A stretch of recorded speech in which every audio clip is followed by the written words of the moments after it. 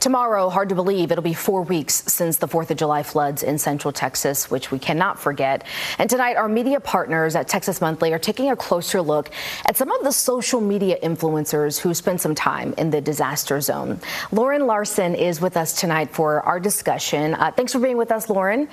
I want to talk to you first about the differences between a journalist and an influencer, because that line could be easily blurred, especially with social media these days. Both operate under very different standards in terms of editorial judgment. You know, as a journalist, you have an editor to review your work. It's a very important part of the process. Just for folks who don't know, can you talk about the differences, the major differences between the two?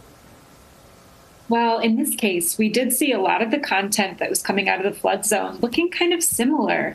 There were interviews with people who had been affected that were being conducted by both journalists and content creators. So often it was hard to tell who was who, even in the field. But the really salient difference that was very important here is in how journalists vet information. There are a lot of steps taken to verify news. And in this case, we saw early on an influencer who accidentally shared some information that was in fact not true. There was a rumor that 2 girls had been found 30 feet up in a tree alive. And when this turned out to not be true, it was very, very devastating for families. And I spoke to journalists who hadn't been able to find witnesses to that event who then didn't share it. So that's kind of where we see these major differences playing out. Especially when the backdrop is a disaster where information is constantly fluid. You know, there is so much happening that you're trying to verify. You know, when things like that happen, it just makes it harder. What was your sense from people who live in the Hill Country, that call the Hill Country home? How did they feel about those independent content creators kind of showing up and visiting an area for them that was emotionally traumatizing? What were some of their concerns? Well, I think there were a wide variety of opinions on people who had arrived in town with phones and cameras out. I think a lot of people were glad for the exposure because it does help with early fundraising efforts. But I think that there were concerns about individuals who may or may not have been profiting off of someone else's tragedy, and I don't think that was intentional. But there is an awareness that content creators can monetize these videos that they're making. And journalists, of course, consider that too. Media organizations are also concerned about profits, but it looks a little different when it's an individual who's sort of funding their own operation and getting a lot of finances from the attention that those videos are getting. I will say, as someone who spent time down in Kerrville for a few days, people there were very grateful to, you know, share their stories and open up about it because, like you said, they wanted the support. They wanted people to know what was going on. I'm curious, you looked at some of the videos that were posted by a man from Austin. What did you notice about Gary Faust's videos? That's what we were talking about specifically. What did you notice about his videos in particular?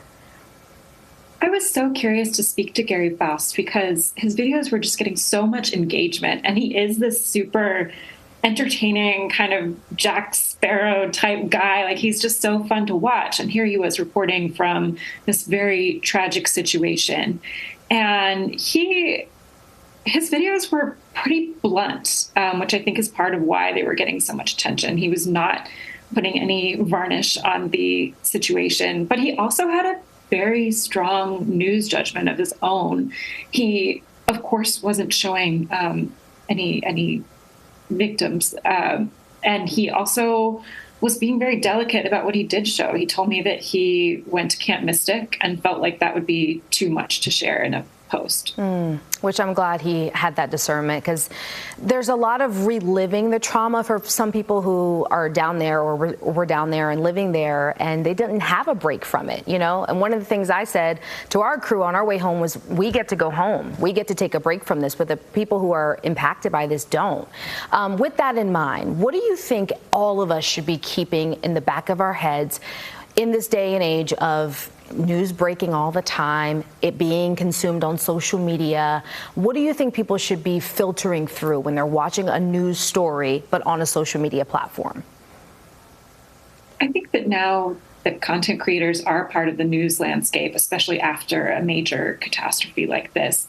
It's up to viewers to really be as critical of these creators as they are of news organizations, to expect creators to vet information and also to report with a certain delicacy. One man who was in Hunt put it as he didn't see enough couth from people on the ground reporting. And I think it's up to viewers to sort of filter through creators who aren't demonstrating couth. Yeah, and ask questions. When it feels like something could be amiss, just ask the question. Lauren Larson, we are so grateful to have you with us for tonight's discussion. You can read her entire article right now, and you should, on TexasMonthly.com. CBS News.